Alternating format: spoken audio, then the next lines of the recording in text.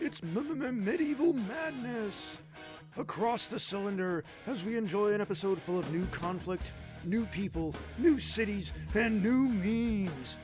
Be there at the Babylonian Convention Center for episode 14 of the Seabricks Season 3. Furthermore, Kilwa must be destroyed. Welcome, one and all, to episode 14 of the Civilization Battle Royale X Season 3.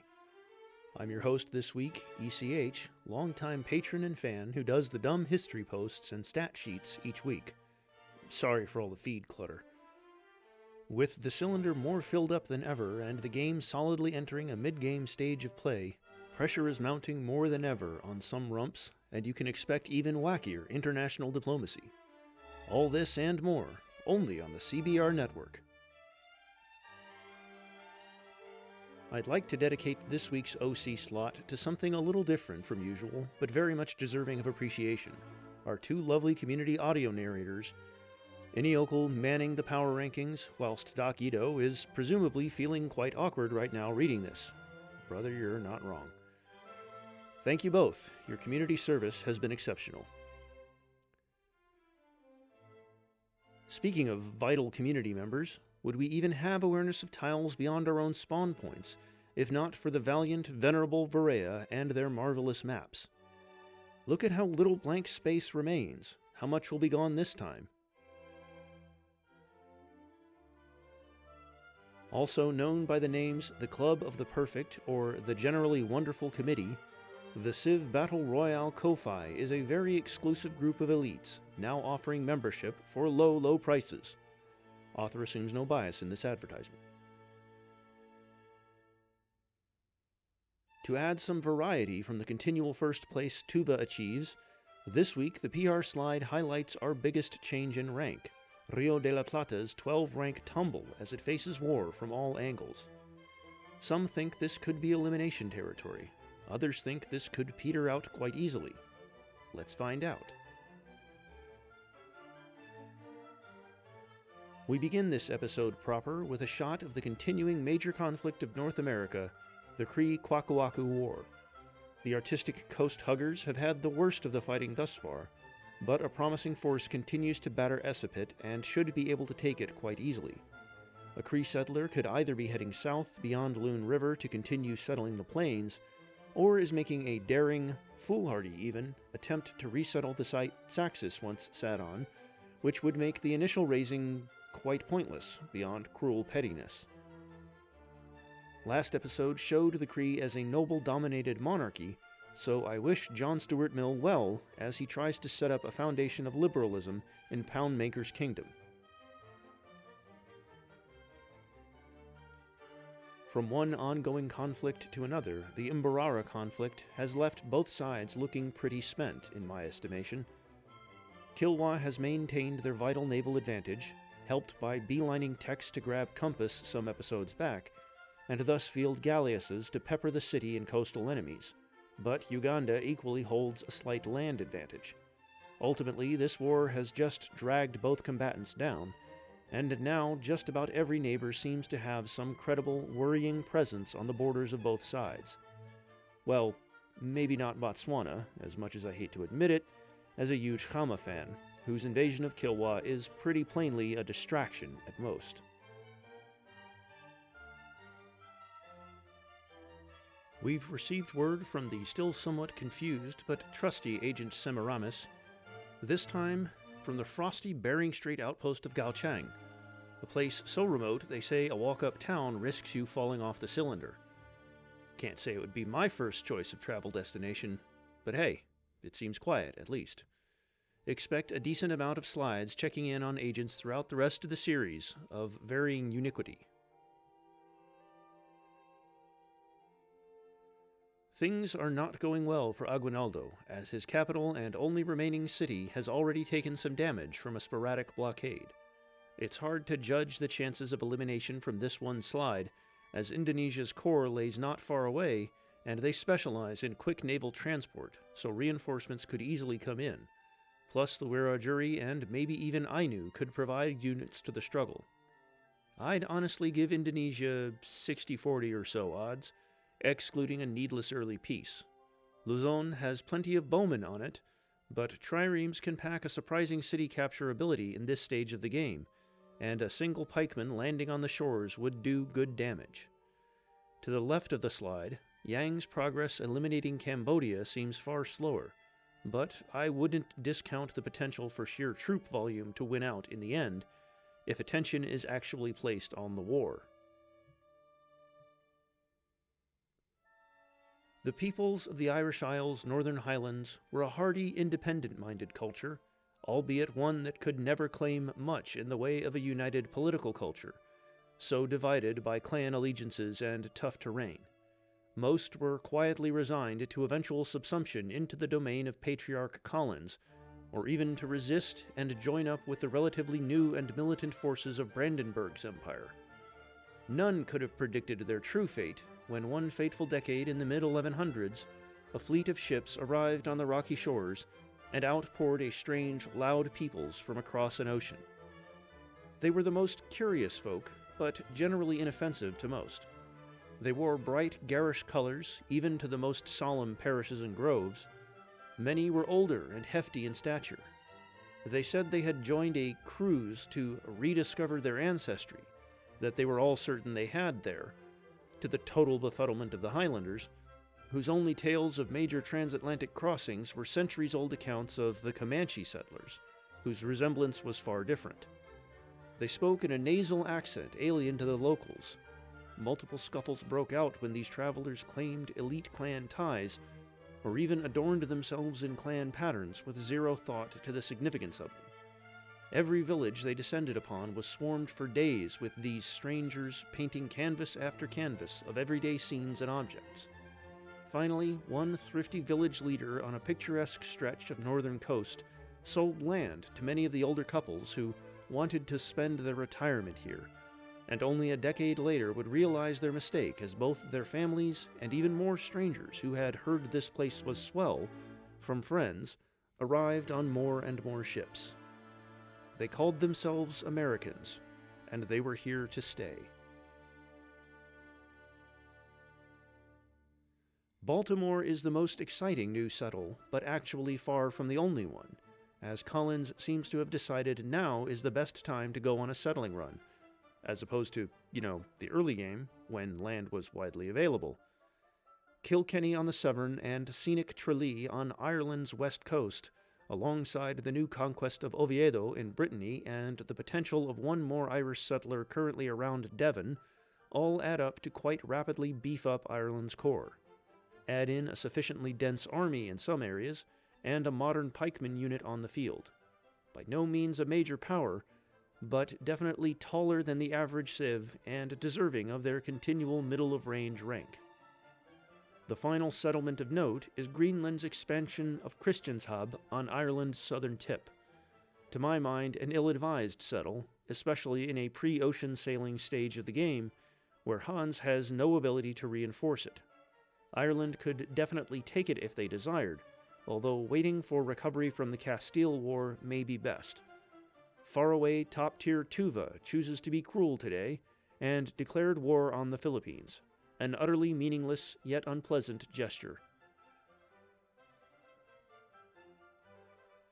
Turkey has solidified their grasp on Samandar and wisely made peace at the end of the last part rather than throwing troops to their death, storming across the Caspian trying to take the Khazar city-state of Tamantarkhan. Ataturk's borders are, frankly, quite beautiful in my humble opinion as narrator, with a nice defensive line in the Caucasus, albeit one forced by Vladimir, and a good amount of troops present everywhere.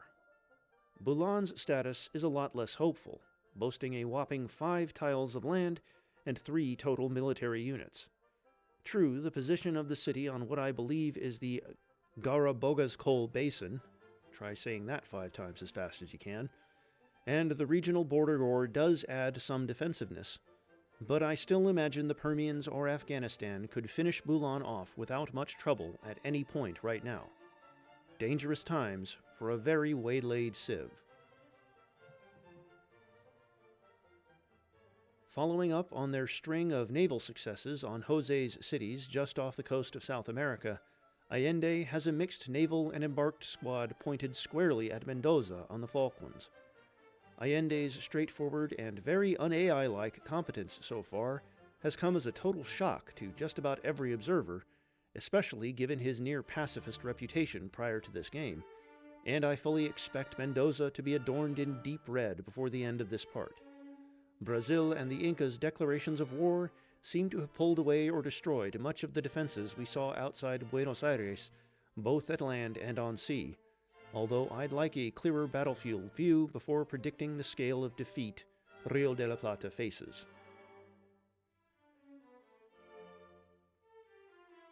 The Zulu have managed to sneak in another Madagascan city, smartly placed inland to dramatically reduce the ability of Kilwa to take it in the event of war. This shot of Kilwa's southern core does show a lot more strength, particularly given the multiple Carracks they have deployed, although it's a conundrum why they're still here and not converged on Mbarara. The Kilwa faith of Bogomilism is also notably healthy in this region, a religion mostly focused around gold buffs, but, as of a Reformation belief, now also able to buy science buildings with faith, which may be quite useful. Coincidentally, they also grabbed the belief to build cultural buildings with faith, making this the perfect religion for a faith-rich but production-poor civ. I guess you could say Brandenburg is on a settling spree. Yeah, I'm disappointed with my mental development too. For serious though, so much of Frederick Wilhelm's strength this game has surprisingly emerged out of settling expansionism rather than their supposed combat prowess, and with 5 or more settlers visible here in addition to the utterly barren snow city of Spree, I do wonder how much of a return Freddy Will is getting off of all these settlements.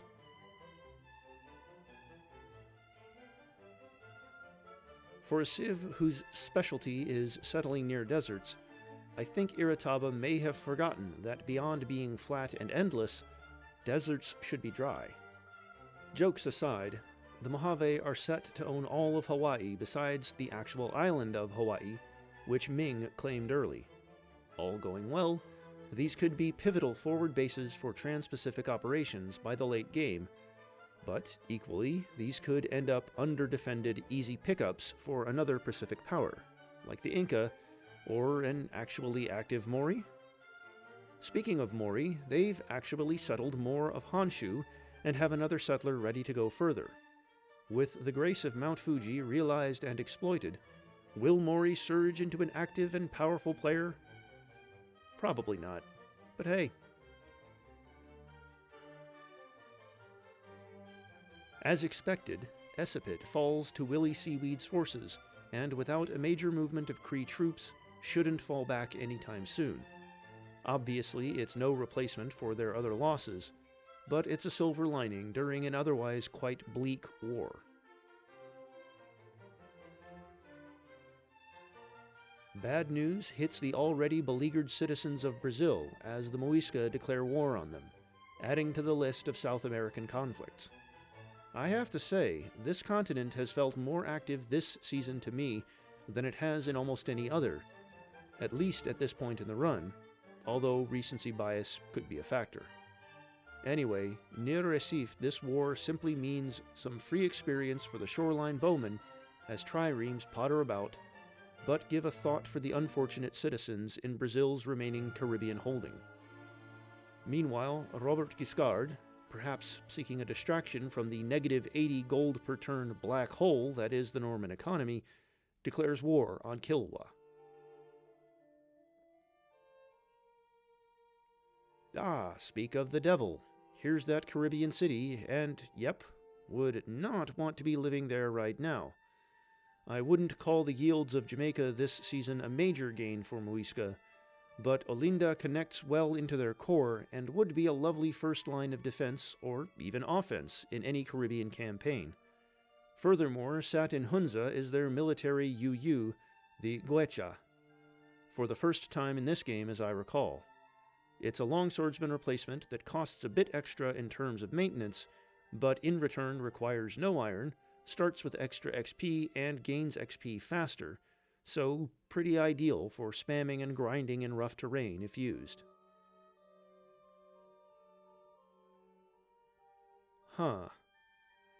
I have a theory as to how the Normans are losing 80 gold per turn.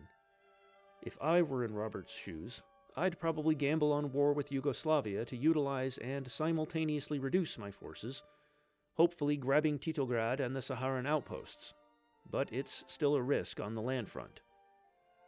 To the east, Arwa al-Salehi has grown frustrated, so very, very frustrated. For an immortal leader, I can imagine repetition is one of the more dreaded aspects of life, and every month getting reports from the Horn of Africa of new Mbarara movements, attacks here, a capture there, repeat, was grating to say the least. In frustration, she started a most curious habit, at first as a simple joke. At the end of every council session, which were often due to the populist Republican setup of her state, she would wrap up her sections by stating, "Furthermore, Kilwa must be destroyed." It was a hilarious in-joke amongst her and the diplomatic corps of Yemen, at least at first. Then it spread amongst the broader political set, with many populist leaders throwing in the joke when they lacked a better ending to a speech. This spread it amongst the populace, and before long a Kilwa destruction party was running for some positions, officially as an ironic bit of campaign humor. Medieval society obviously lacked the academic language to describe this, but later anthropologists would describe this event as the first mimetic communication, at least of societal consequence, as that ironic party inevitably entered office and genuinely lobbied for war with Kilwa. Bound to the whims of the masses, Yemen entered the Mbarara conflict. Civs at war with Kilwa, 5. Putting aside irrelevant faraway conflicts, peace reigns supreme in the Principality of Afghanistan. With its solidly sized, well-spaced, and generally connected cities, up-to-date but maybe not carpet-ready army, and 3 more settlers scouting the northern edges of the domains for good new spots, who wouldn't want to be Durrani right now? It seems his lands are so prosperous, a maker of sweets could consider investing his fortunes into a company town or other philanthropic ventures. In other words, a nice customs house on otherwise useless desert, perhaps? A shot of eastern North America shows America, perhaps still in a dark age, I'm honestly not familiar with how long they last, seemingly missing a real opportunity to make gains that exists in this fleeting moment. While the American forces are, perhaps, a bit horseman-heavy, the sheer numbers and the pikeman advantage FDR currently has over a manpower-low Arapaho nation would make conquering at minimum Hit Koinu a dawdle, and further gains likely. I can't really explain the emptiness of the Arapaho Midwest, and given Pretty Nose's production, the longer FDR waits, the more chance the Arapaho have to plug this gap in the wall.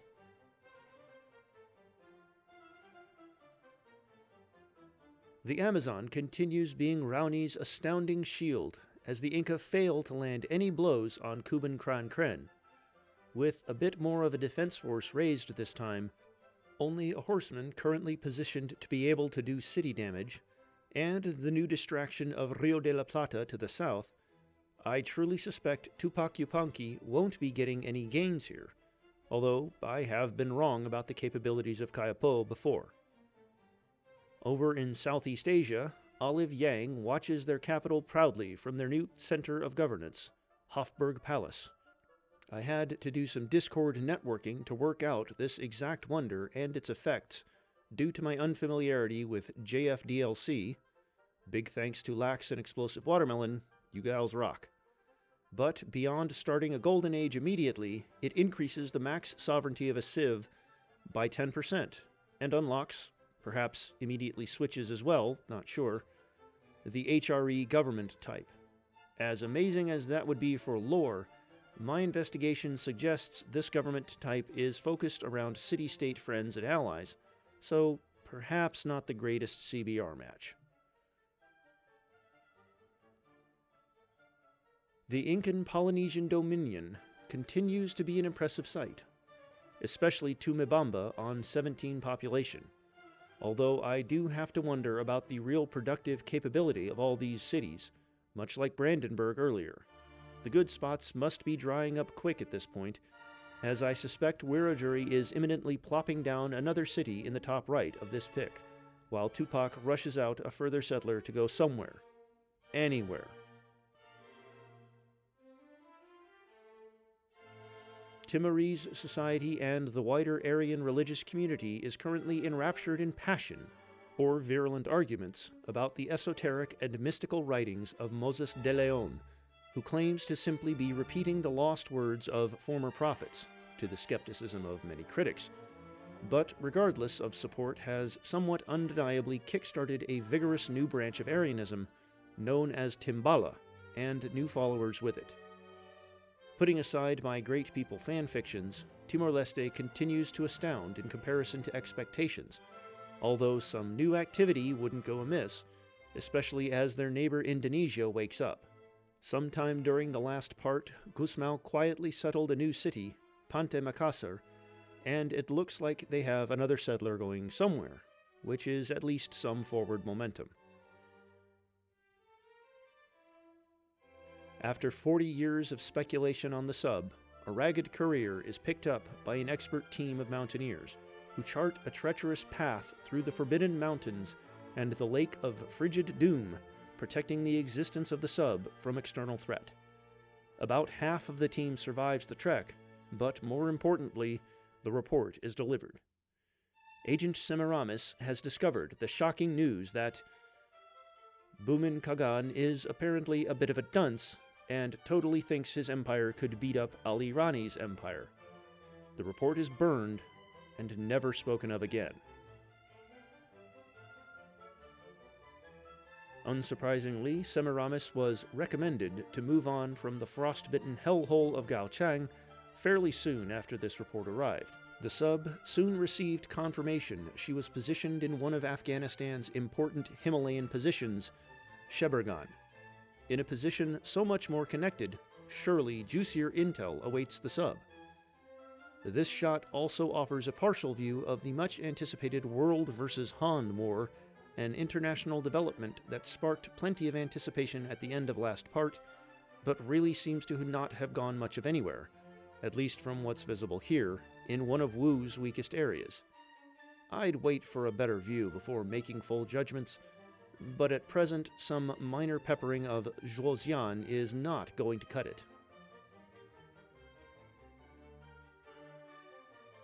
Now here's another proper war declaration. With the Anglo-Norse deployments around Lundebur depleted quite a bit by Yugoslavia's intermittent raiding, Frederick William I has chosen a wise time to strike a target that, admittedly, a civ of his status should probably have taken a long time ago. As in, it was genuinely a forward settle on Berlin's doorstep. If Brandenburg somehow stalls this, we may have to start placing doubts about their military acumen. As Idris Deby finalizes a fairly pointless war with Castile, we get a good look at the totality of his military dictatorship, and it is of pretty high quality compared to many of his competitors, mostly centralized and boasting one of the better carpets seen this part. A few tech upgrades wouldn't go amiss at this point, maybe, but one can understand Chad's high estimation by us observers. They do have an issue in terms of a lack of great expansion options, at least in my view. Egypt would connect up Fada, but otherwise be a slog and only offers one city. Angola has some exposed western cities, but is a better foe and has defensive terrain. Uganda has already been shown as an even worse terrain slog, even if they probably could overwhelm Amin to victory in the end. The stats sheet shows Chad researching pikemen as of this part's start, so this army should look a bit more current soon, but still, pikemen are less of a marvel now, and more something I'd expect for a high-ranked civ. Beyond Chad, Yemen on the right looks fairly healthy, and it seems Prince Sihanouk of Cambodia heard about a growing diplomatic joke spreading through halls of power and decided that this whole "furthermore Kilwa must be destroyed" thing was lame not going to catch on, and that his tired nation wants no part of it, making peace with Kilwa. Surely such a trendmaker as Sihanouk is right here? Civs at war with Kilwa, 4.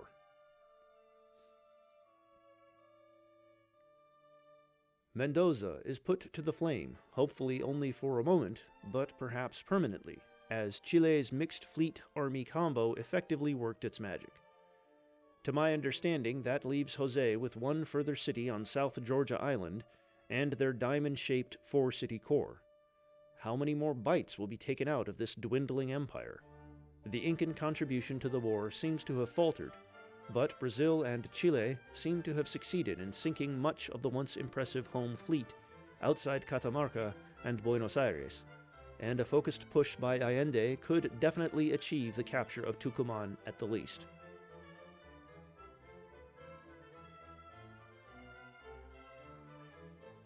Wiradjuri did place that settler where we last saw it, adding more of the Solomon Islands to their Pacific possessions. Another settler is embarked and heading to Papua, so I'm sure this won't be the last addition. I would be slightly worried, were I Windradine, about the lingering Incan navy just above those communities. It would be an unsuccessful attack in the long run, but still a relevant threat.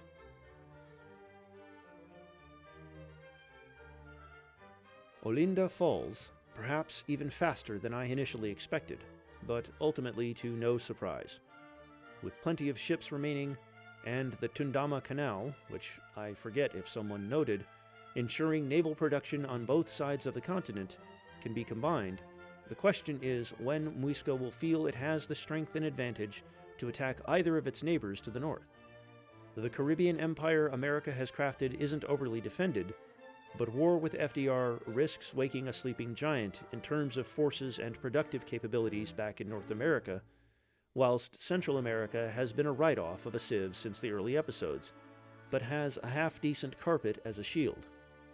I'd take a risk on the latter, especially if Nemequene built a few more Guechas, but time to rebuild strength is hardly the worst option. Oh, hey, Morazon founded a 4th city. Whoa! I did a side-by-side comparison of this shot and the earlier Malolos siege slide, and it is remarkable how little progress has gone on. A few more Filipino units are gone, a tiny sliver of city health has been depleted, the Wiradjuri contribution has largely collapsed, and that's about your lot. Even Pasig remains in the black due to bowmen battering it from Luzon, although I must wonder if they'd be better utilized attacking Indonesian triremes at this point. To be clear, the outlook is still bleak for Aguinaldo. They have no chance to expand again, and any attacker getting galleasses or simply landing a real force on Luzon would spell doom in the long run.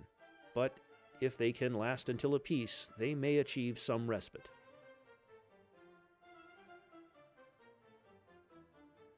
Vladimir continues to vex me in terms of analyzing their potential. They're not a rump by any means, but they are undeniably trapped. They took a city off a major player, but is that really representative of their abilities considering the geography? Will they ever make the production push to have an army able to take the attack to Kiev, or even one of their greater neighbors? Or are they a paper castle Lithuania's passiveness has prevented from blowing down so far? I can't really answer any of these confidently, but I can tell you they have just finished civil service, based on both the pikemen they now have, and more notably their UU, the Prince's Retinue, sitting by the Permian border. Much like the Muisca UU, this is a longswordsman replacement that costs no iron and gets extra XP, based this time on the number of great writings in the spawn city, so not much, given Vladimir gains 2 tourism a turn, but also comes earlier in the tech tree, and has a trade-off of being 3 combat strength weaker than the regular unit.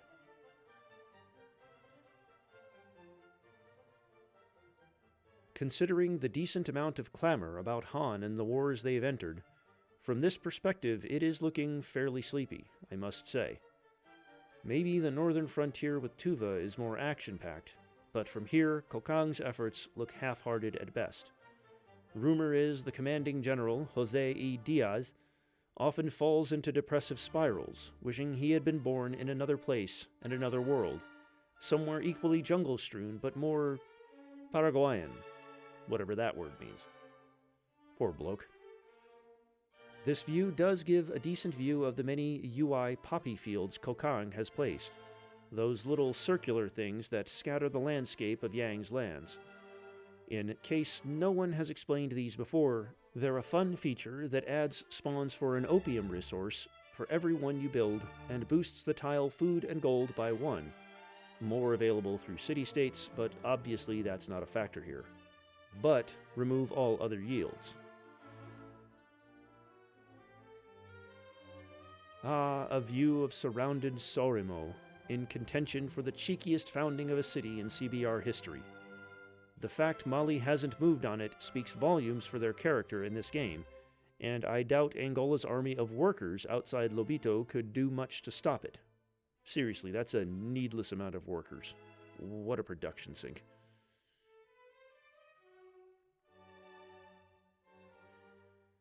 I was as baffled as you, dear viewer, when I saw the total stagnation of Brandenburg's assault on Lundeburg. It's literally on your capital's doorstep. You're a military civ with a tech advantage. What is the deal here? Certainly Canute can't be the source of this defensive genius based on his effectiveness so far, right? No, of course not, but his patronage of arguably the greatest admiral in real-life history may explain it. If I needed to defend my naval-oriented kingdom against overwhelming odds, there's no one I'd rather have at my side than Yi Sun-sin, Korean national hero, undefeated battler of Japanese invasion forces, reinventor of the turtle ship, and general historical badass. I'm just imagining Viking longships clad in as many shields as possible, turning back the push's Brandenburg attempts in the Baltic. I suspect Brandenburg can easily regroup on land, aided by shiny new longswordsmen, and push into Canute's capital. But hey, for now, this is an astounding position. Hell, morale is so high in Lundeburg that Canute decides to indulge in some humor.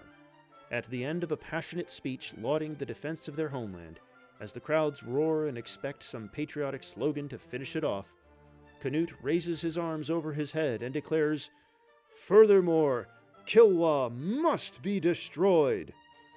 Despite it being a total non sequitur, and extra war being the last thing needed right now, it is deemed hilarious among a populace desperate for relief. Who knew phrases could travel continents like this with so much ease? Civs at war with Kilwa, 5.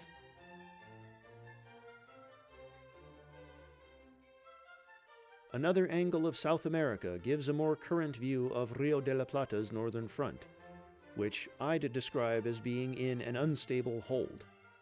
Once again, it's apparent how much Tupac's focus on a Kayapó war that's going nowhere has saved San Martin's skin. That army around Machu could do some good work on the flatlands of La Rioja if they bothered moving forward. Yet they plow into the Amazon instead. Brazil's decision to hand over São Salvador so long ago is definitely biting them as well, forcing Brazil to try an embarkation campaign to get at Catamarca, which will likely not work well, beyond keeping the Blue armies thin.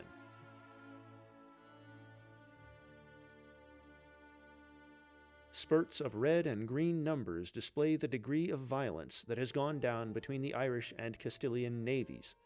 Plus, I suspect many an unfortunate embarked Jinete UU in the Bay of Biscay, which has gone a long way to securing Oviedo's strength.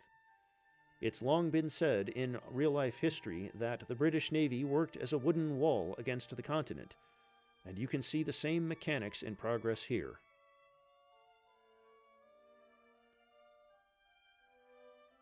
Pedro Menendez de Avilés, a migrant from Castile, is really more of a logistics and convoy expert, but has turned his attention quite well to naval sieging also. I suspect it's all just a matter of getting your ships into ports, the only difference being whether they're your ports or your enemies. With 2 tiles of city access and a good amount of composite bowmen lining the shores, this attack on Catamarca may peter out without further investment, however. Worth keeping an eye on for sure. In a shocking swerve, it turns out rather than building troops to defend his lands in his capital, Raoni Metuktire has been investing time into a wonder. I suppose a mild defense in this case is that Kayapo's high population has left their happiness continually low or even negative in the past, so that 10 happiness from Notre Dame is at least not wasted, but still very much playing to type there. Just to pad out this slide and to remind y'all, that UU currently set next to Cromoro you've likely spotted around Kayapo lands throughout the game is unfortunately not able to help their military woes, being the Benadioro, a great merchant replacement that can be spent to buff tourism, likely helping explain Kayapo's 48 tourism, how helpful, or build a customs house without removing the nature underneath, helping keep the Amazon up, and with it all of Kayapo's jungle bonuses. A full view of the Arapaho core confirms suspicions from the earlier slide of America that these lands are well built, but worryingly devoid of troops in large part, especially beyond the Rockies. I doubt this is from a lack of production, especially since they have a bizarrely decent navy in the Gulf of Mexico, but just a lack of prioritization that sends a slight red flag in this medieval age of bloodshed.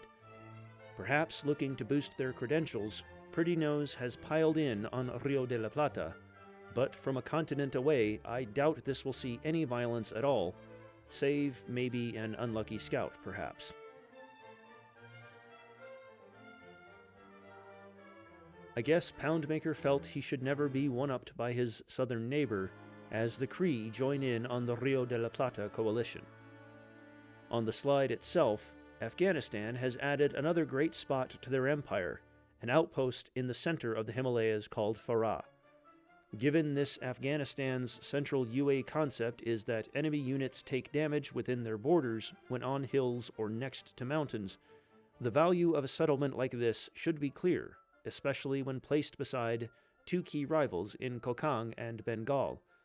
Meanwhile, Han's resistance against Tuva and Kokang seems to be continuing swimmingly, and they may even be trying to take the fight to Tuva in a push on Samagalte.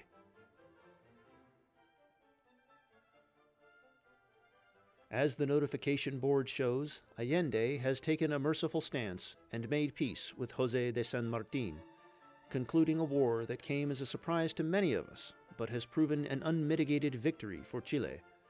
While none of the cities taken were major, before this war the southern cone of South America was a bit of a hodgepodge between Rio de la Plata and Chile, making logistics a mess and regional supremacy unclear. The boundaries and balance of power between the two is now very clear, and Chile can transport their forces cleanly between the Pacific and Atlantic coasts. At his office in Santiago de Chile, Salvador Allende does have a bit of a problem, however. This war has been great for national morale and kick-starting a military-industrial complex enriching them all. Without warfare, will they slip once again into a pacifist slumber?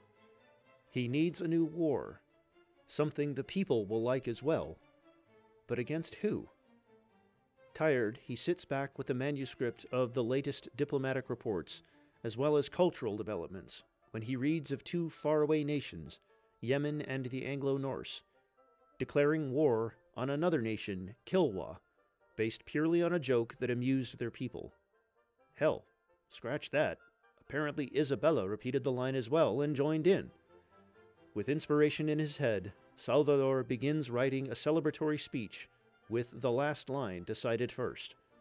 Furthermore, Kilwa must be destroyed. Civs at war with Kilwa, 7.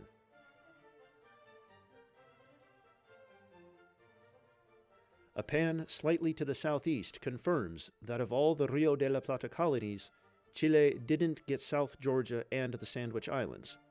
Some might credit this defense to the admiral stationed in Misque, Dragut, who seems to have defended his post with a fishing boat for a navy alone.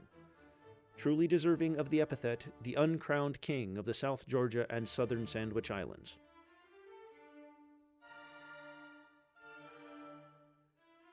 Kilwa and Pandya, both being denizens of the Indian Ocean at heart, are no strangers to each other as civs. I probably also don't have to remind you that familiarity can breed contempt, and scuffling over naval access and shipping rights remained a common feature of diplomacy between the two. So, when an opportunity like this arrives on your doorstep to declare war on your rival with seemingly no necessary reason, just for a laugh, can you blame Ali Rani for trying it when she read of Ireland, even bloody Ireland, joining in on the Kilwa destruction movement? She didn't really get why it was so important she say the line to do it, or why no one laughed when she left off the furthermore part. Apparently it was felt she disrespected the joke. But who cared? They were at war now, and Kilwa would pay for blocking her view of a meaningless stretch of ocean with their trireme. Civs at war with Kilwa, 9.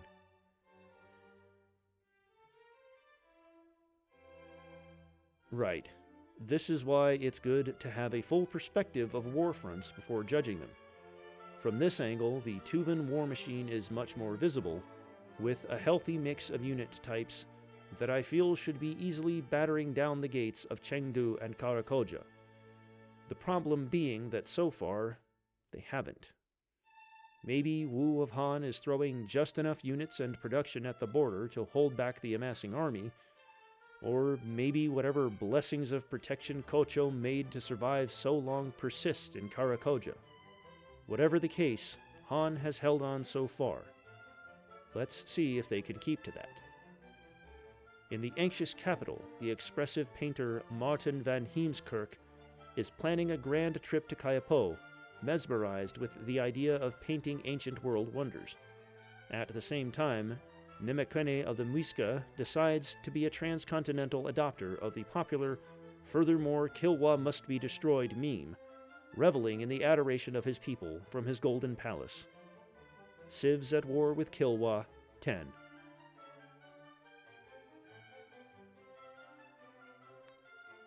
Recall that Kree settler early on in the episode who could either settle safely inland or try to resettle Tsaxis in a war zone? They chose the second option, and predictably sit at half health within their first turns as a town. The fact that Pretty Nose settled a city next door that is perfectly safe and would slot in nicely with the Kree lands is even more ironic in this context. That could have been you, Poundmaker. That could have been you. Over in Asia, Aguinaldo makes a play for international adulation and solidarity by joining in on the Kilwa craze, for as little as that means. Civs at war with Kilwa, 11.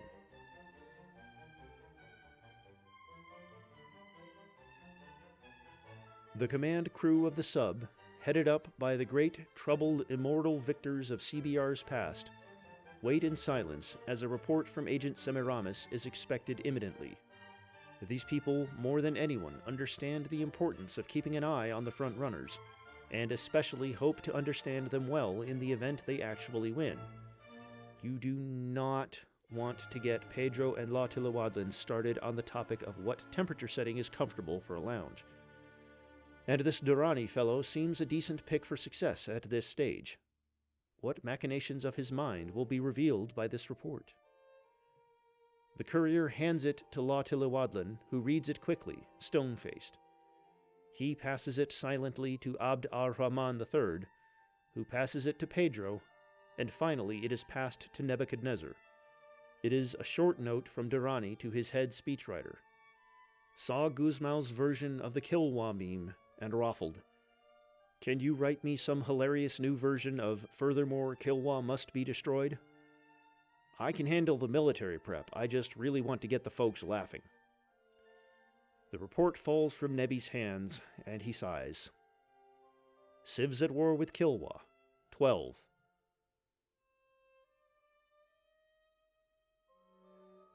Here's a good shot of our former number 1 ranked civ, the Permians, which does a good amount of work to explaining the difficulty of placing them. On the one hand, they settled plenty of land early and have, on the surface at least, plenty of troops fielded. However, a closer look reveals that carpet is quite threadbare in places, and isn't really on the cutting edge a top-tier player should probably possess. In particular, the donut hole in the center of their empire, currently squatted on by an odd Lithuanian expedition, catches my notice.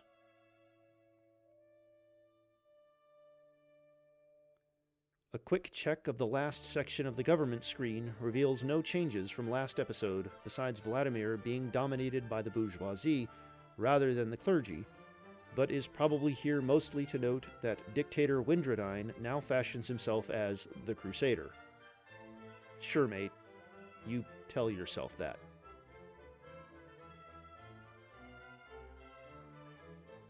A return to this view of the Hawaiian Islands shows that both the Mojave and Mori indeed utilized those settlers in a timely fashion. It's nice to see Japan actually settled by the Civ there, isn't it?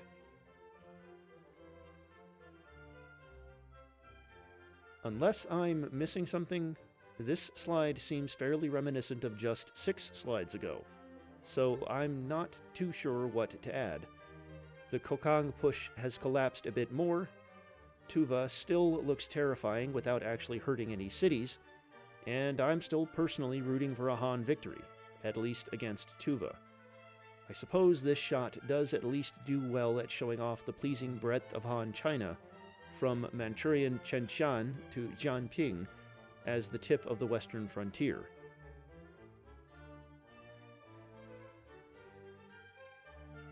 On neutral Jeju Island, Mori Motonari and Kim Il-sung once again meet alongside their envoys to discuss continual peace and reparations, a flimsy facade for shout at each other and maintain national pride.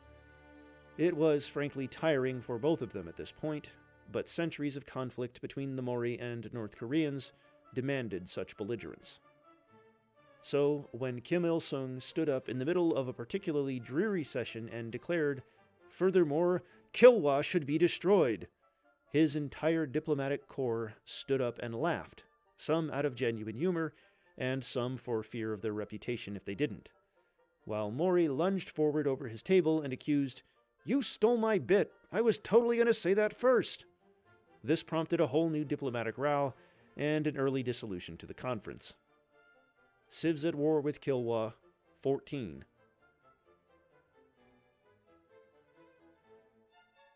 As someone who puts perhaps a bit too much focus on the stats sheet, I've long been skeptical of the Gokturks' chances of long-term victory in spite of their grand manpower figures, if just due to their infamously low science generation for a top-ranked player. Perhaps it's been slightly overstated in many ways, but to me they definitely feel like a constrained civ here. Lots of potential energy, but no direction. A declaration of war on Khazaria half a continent away is unlikely to provide one, by the way.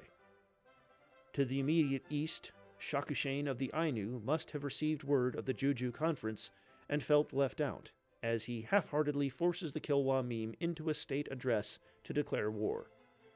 Civs at war with Kilwa, 15.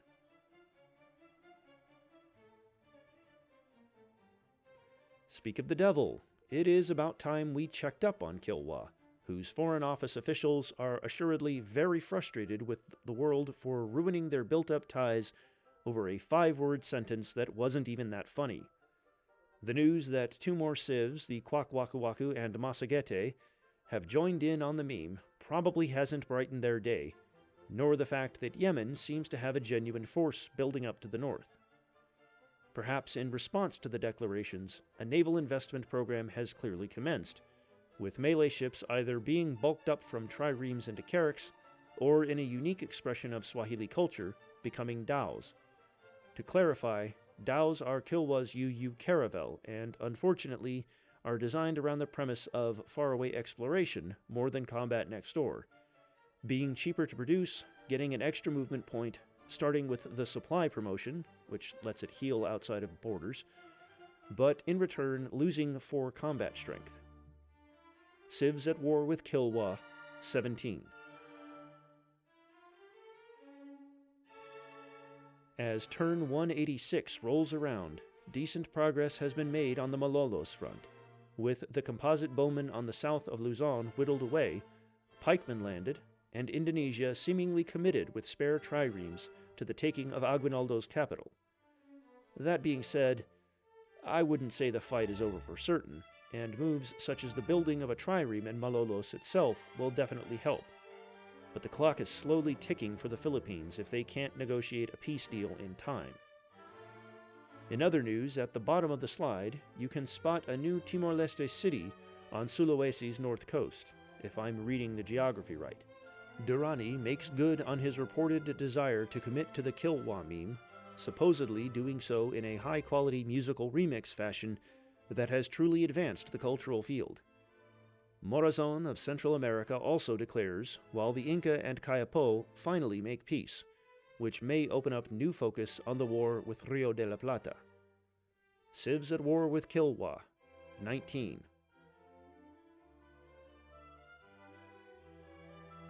In breaking news, Phnom Penh has actually taken a sliver of damage. Given the Kokang invasion's current positioning, I suspect this is as much damage as we'll see for a while, unless they can better converge on the Cambodian position, which so far they have failed to achieve in any major way. Just south of Cambodia, the great merchant, but really more great traveler, Ibn Battuta is on the move as always, compiling his library of experiences into a seminal piece of travel literature and historical accounting very much in line with Indonesian culture, officially titled A Masterpiece to Those Who Contemplate the Wonders of Oceans and the Marvels of Traveling, but informally just called the Rila.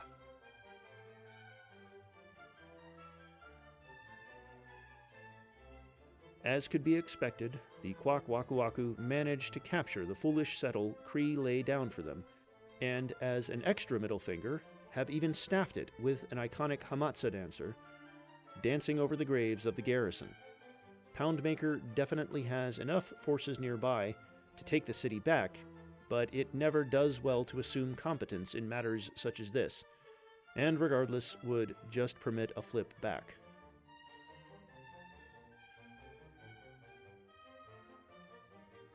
On the road from Vilkaswaman to Ollantaytambo, I imagine Andre Trong Trong T must be stewing in a familiar state of general dissatisfaction with life.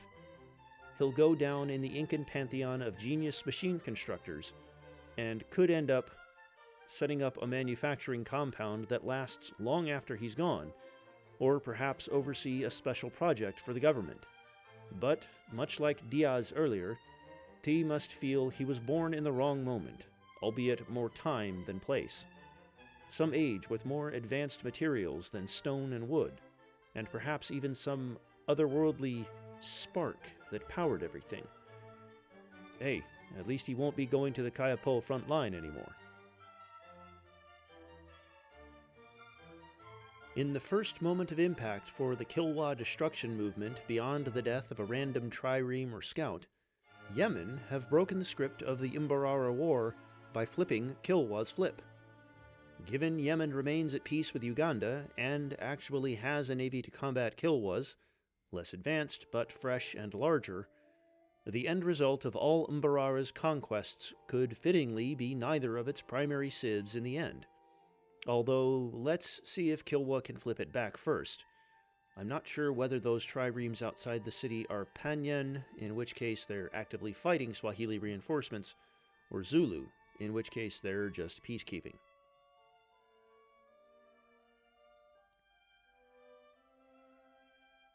Putting aside a war with America that is unlikely to bloom into anything, Kayapo finally has the peace I suspect it prefers to vibe within.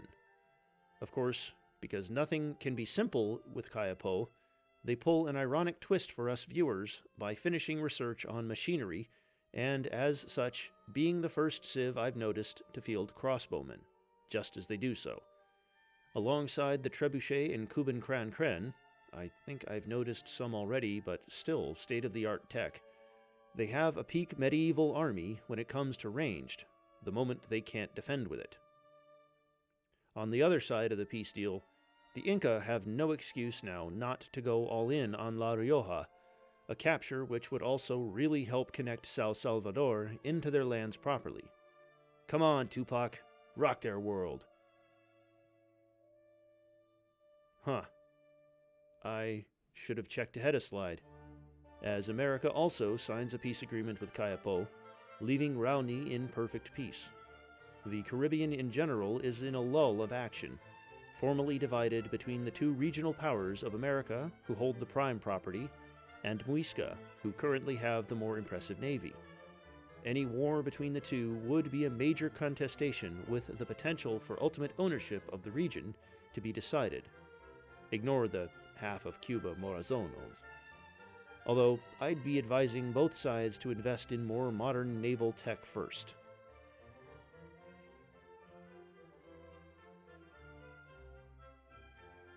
Angola has adopted its first proper government, and in what might be a surprising move to Savimbi's many critics, a republic is the path he's chosen. Is this a genuine belief in liberty, or merely a facade for elite rule while the poorer citizens continue mining out blood diamonds? You decide, OC creators.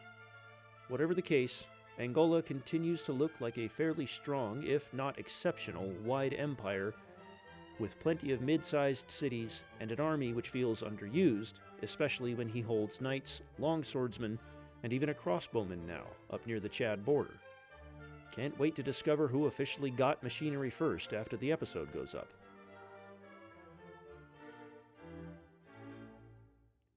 You hate to see a city like Marrakesh get done like that, right? I feel like Castile really needs to give up on reclaiming Oviedo at this point and turn their land army advantage onto Tetuan, even if it's bound to be a flip fest afterwards, just to gain themselves a hint of momentum. Needless to say, Ireland has won the war at sea through the power of persistent reinforcement, although the biggest winner is probably future historians exploring the many, many shipwrecks that dot the Bay of Biscay. The Anglo-Dutch are present too.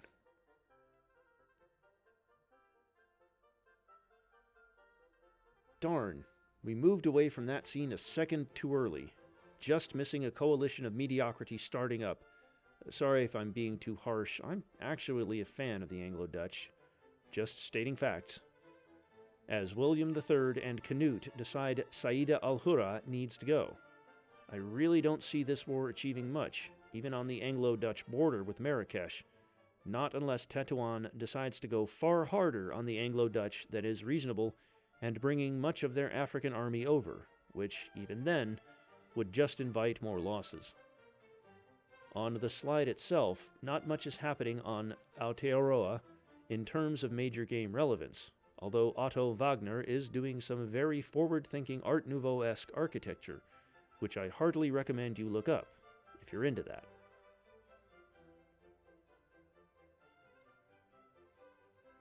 On the other side of Wero-Wero's lands, a new settlement has been founded, exactly as Explosive Watermelon predicted last part, a slight bit inland.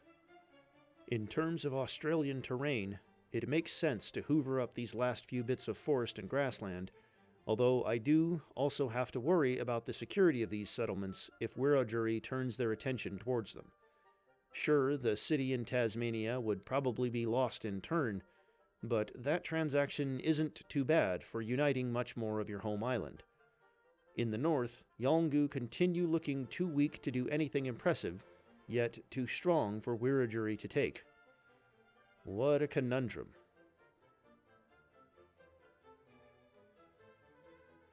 Frederick William I has planned out a procession of his tallest soldiers, only a third of which had to be semi-kidnapped, to celebrate the unveiling of the newest and most unique castle to grace Berlin. Inspired by the boasts of a particularly lie-prone Maori diplomat about his homeland, I'd put it as one of the most CBR-appropriate wonders you can grab, especially when you're in a dense region like Europe, fighting literally on your doorstep. As a reminder, Himeji Castle's key feature is a plus 15% for units in your territory, with a free castle and some minor yields as a bonus, so very much an ideal grab for Brandenburg, but also any civ in this game.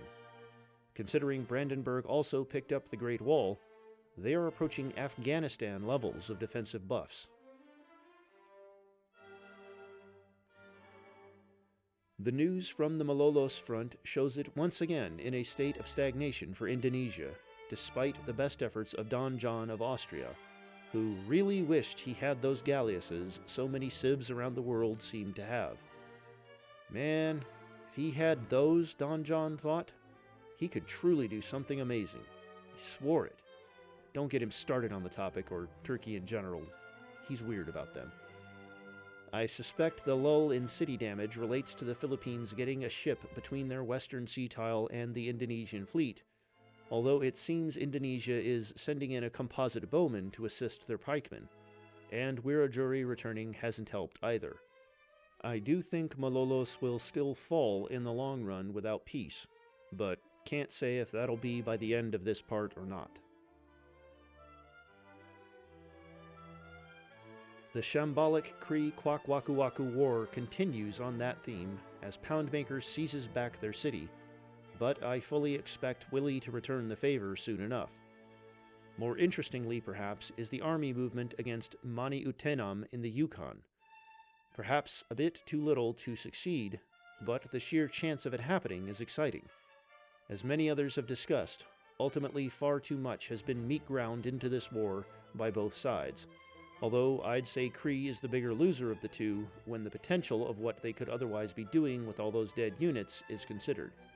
Hell, the Arapaho capital doesn't look all that defended, no matter what the stat sheet claims. You have to keep laughing at the Mojave, no matter how much you support them, for continuing to run triremes at the California coast and being confused at the lack of city to attack, instead just getting helplessly peppered from inland ranged attacks. Ha, ha, ha.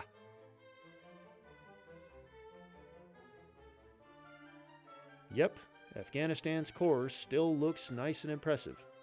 I wonder if they've actually sent any military to try and reach Kilwa. Looks like they may also settle another city or two on their frontiers, or at least this is what would make sense. Internally, Durrani has become a patron of a dynamic new weaver of stagecraft, known for his blunt but realistic and human portrayal of society's underbelly, with his magnum opus, This is Afghanistan, set to wow audiences forevermore.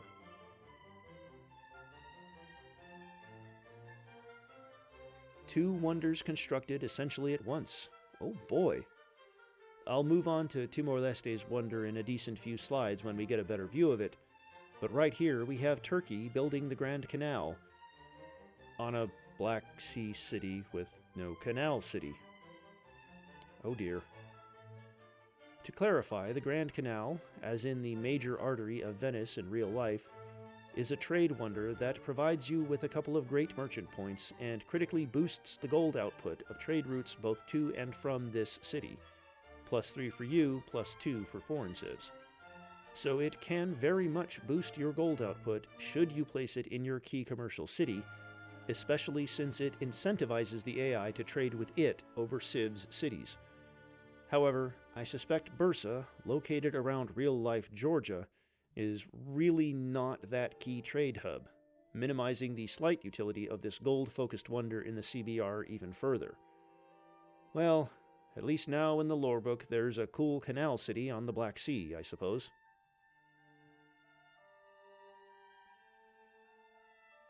The anticipation for espionage reports really died down after that Durrani memo, so the chief members of the sub were a lot less crushed when Agent Semiramis, reporting now from the northern city of Klaipėda in Lithuania, shared her best intel that Gediminas' hostility was currently aimed at Tetuan, of all civs.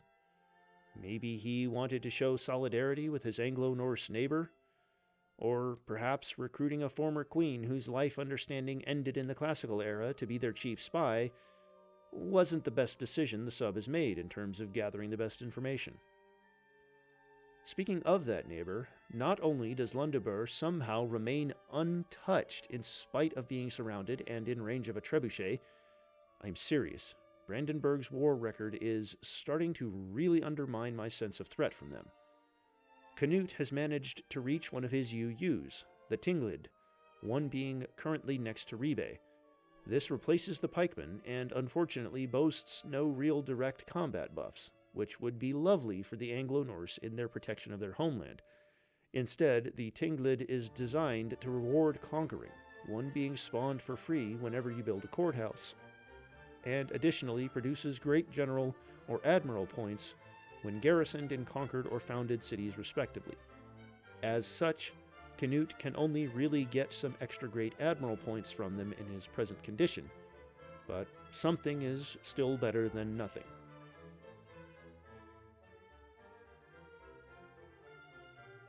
The sub offers a pathway to mysterious and exotic technology, or at least that's how I explain Agent Semiramis getting transported to the Maori city of Taumaranui within an instant. Perhaps soon we will receive great insights into the real balance of power in the Oceania region. Cautious optimism is a great approach to life, I find.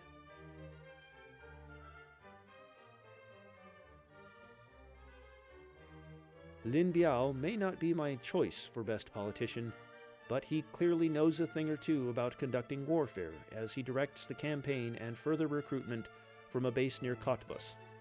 A scene like this is more what I expected within 3 turns of the war being declared, but still, the city is now smothered on all sides but the sea, and actually getting attacked. The risk of Tito pulling a Chilean backdoor squad via horsemen once the city gets low enough on health does remain, but can be ignored for now given the numbers. Can Freddie Will turn that early stall into an elimination of the Anglo-Norse and restore part of his military reputation?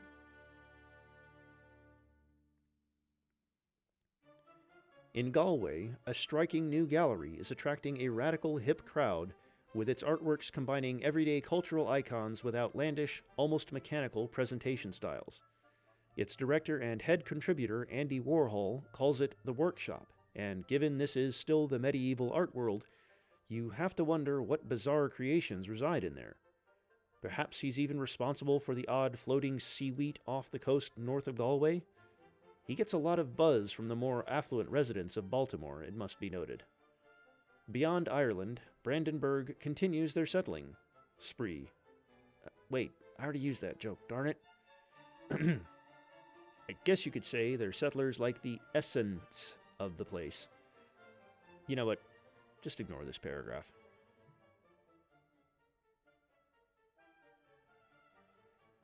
In a frontier department of Chile, protesters storm a government keep and trash the place, sparking a small, full-blown insurrection for the army to put down. Are they truly independent fighters for freedom, disdainful of the years of warfare with Rio de la Plata? Are they planted agents of the USA, as Allende's office claims, sent to foolishly try and supplant his rule despite a lack of public desire for change? Or, as some whisper, are they just idiots who thought they were trashing the capital despite being in a small mining town in reality? Whatever the case, they signify the existence of some happiness problems for Allende following their conquests, but likely nothing out of solvable reach. The Incan war effort, on the other hand, has fallen apart for now, based in the old AI issue of splitting forces when there are multiple close cities to attack. What a shame, but at least Tupac now fields a secret weapon, his long swordsman replacement, the Chasca Chaqui. This UU needs no iron, a running theme with long swordsman UUs, has extra movement, is stronger the further it goes from the Inca capital, and finally automatically connects any coastal city it captures. I don't know how far it has to go for the bonus to strength to mount up, but I'd say this ranks as one of the better UUs seen today.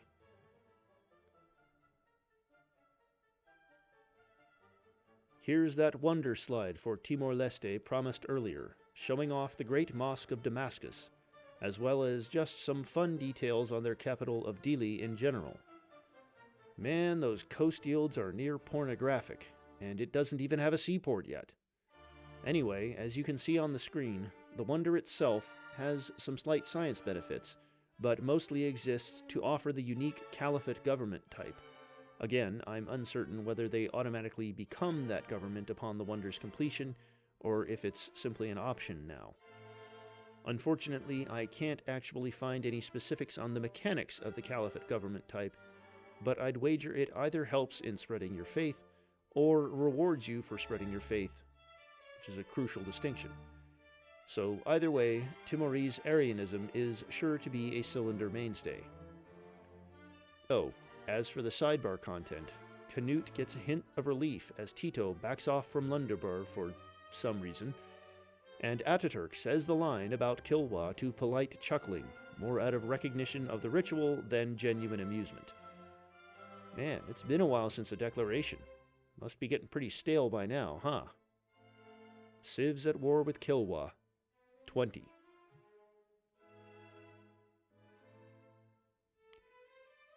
Perhaps I'm missing something, but I'm truly not sure what to remark on here, given we had a very similar perspective just 3 slides back. Hell, I don't even think every civ here is moved.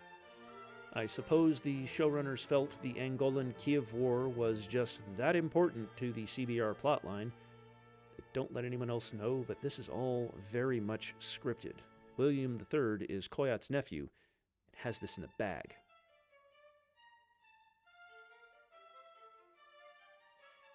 Not too sure where the damage on Tegdaust has emerged from. Unless I've overlooked a much more relevant war, I'll assume a stray Anglo-Dutch or Anglo-Norse, amazed I didn't pick up on the Anglo-coalition aspect earlier, ship rammed the city to their doom. Do correct me if my tired mind has entirely overlooked a big ongoing war for Tetuan. In any case, I'm sure Joseph Bem, in our dimension, an interesting case of the 19th century wandering national liberator, fighting first for his Polish homeland's freedom, before fighting for Hungarian freedom, then working for the Ottomans as a governor, has the repairs well in hand. Fun fact, he tried to join up with Dom Pedro I, aka our Brazil leader, in his liberal side of the Portuguese Civil War in 1833, but couldn't find enough support to form a Polish legion in it, so gave up. A front in the Han crisis, which really feels like it should have been major, is shut off, and Olive Yang and Wu of Han agree to peace terms. I don't see any foolish handovers on here or the minimap, so I think the greatest cost of this dyadic war was the time spent on this community's speculation, to be frank. Kokang seems to have a mixed blessing when it comes to their borders' geography. No one can penetrate their territory, but equally they struggle to pierce beyond it, even for underdefended outposts like Zhuoxian. It's lucky Olive Yang rolled plenty of expansion bias this time around in any case.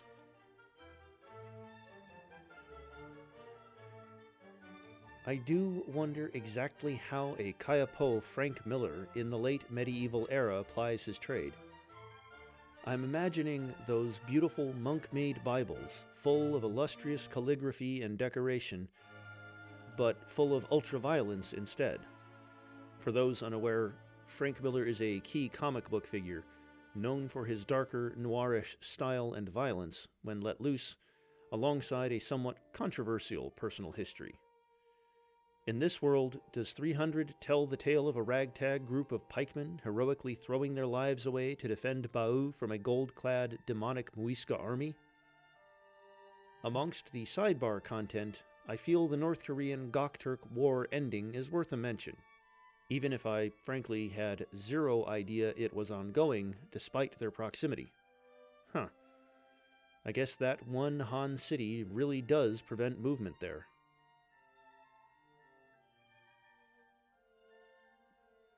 The second wonder close-in shot of Kromoro in this episode has moved from religion with Notre Dame to a more direct manifestation of Kayapo culture with the Globe Theater. I'm sure that free great writer, whose identity seems sadly lost to an instant use, will really benefit your eventual world domination, Cathar Perfect Raoni the Wise. I suppose it's notable that Kayapo has the printing press tech. Perhaps I should issue a correction for my last slide. Kayapo is firmly in the Renaissance now. Ataturk must have decided sometime recently that Turkey should use its continent-spanning position to become a key player in cylindrical trade, as he doubles down on commerce wonders by building Stone Town, in real life the old town section of Zanzibar, so really this should be in Kilwa's hands, in Memphis, a much more reasonable location for a trade hub than the Grand Canal ended up in. Stone Town provides 2 great merchant points, 2 extra trade route slots, and extends the possible range of routes from the Wonder City by 50%, meaning traders from Cyprus can certainly reach anywhere in the Mediterranean and decently beyond as well. I'd additionally like to congratulate Ataturk's fleet upgrading effort. The Eastern Med looks secure under Turkey for at least the moment, and considering the Norman debt crisis, probably forever.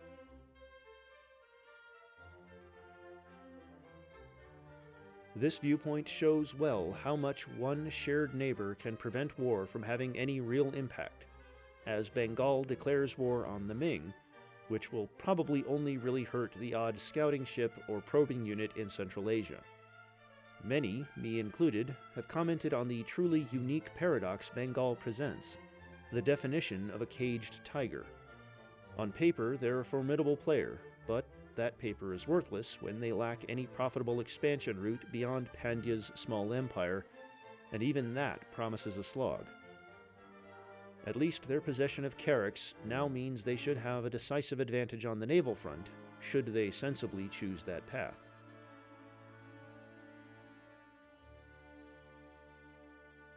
From his semi-nomadic camp retreat in Mombasa, Ali ibn al-Hassan drinks and commiserates with his chancellor and economic reformer Wang Anshi. He can't believe, really is just dumbfounded, that so much disruption and international hatred has emerged for seemingly no reason, simply because of one sentence his rival Arwa al-Salehi spoke in jest. It's in this context that, when a fatigued envoy burst into the chambers to deliver a crushing report that Debi had declared war on Kilwa also, the horde leader jumped up, yelled in joy, and danced. "Sire, I fear you've misread the report," questioned the envoy, but Anshi chuckled and wagged his finger at the envoy in return. "It's quite reasonable, you must understand. He didn't say that stupid line when he declared war on us. The meme is dying." Lore aside, not a great slide for Kilwa, as it's confirmed that Yemen has the fresh power to push out Swahili flips of Mbarara decisively, securing their grip on the Horn of Africa. The Chad War is unlikely to reach any city, but is another unwelcome distraction, like the ongoing pestering by Botswana. I do wonder what the situation is in Chad's Saharan outpost, though. Civs at war with Kilwa, 21.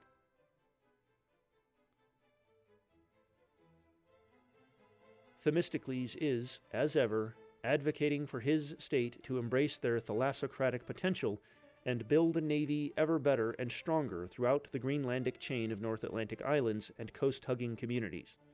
Of course, this ambition runs into conflict with the economic ministers, who strenuously remind everyone of the debt centuries. But besides this point, Hans Egede clearly has taken a shine to the politician and military man, appointing him as a great admiral. Honestly, I struggle to think of a better game plan for Greenland that an AI could handle than cranking out ships, given Brandenburg and America's threat levels. So, listening to the Athenian might be the game plan. Vermont lurks off to the side. I wouldn't mention the Green Mountain Civ, but I think they may be the only Civ I haven't mentioned yet, except perhaps Modoc or the Seminole, who I have just now. Don't want to miss out on anyone's favorite, right?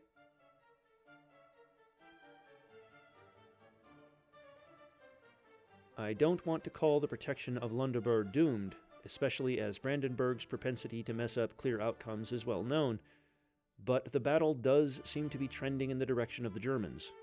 Amongst the military command passionately battling the rising tide, a noble lady whose courage and wit inspires Normant Vikings to reclaim their honor and fight even harder against the invaders, no matter the odds. Firm words, but what do they achieve against Berlin's iron?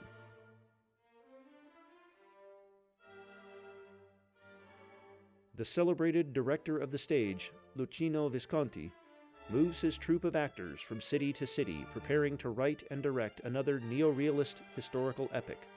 All the while, the history he depicts is made on the southern plains outside Tucumán. It seems the Inca have settled on attacking this city, which strikes me as a mistake compared to La Rioja. But really, any sort of actual city damage at this point would be grand.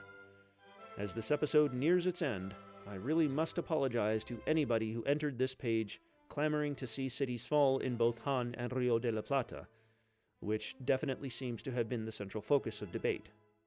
Well, in both cases, the winner was apathy, whose UA beats all.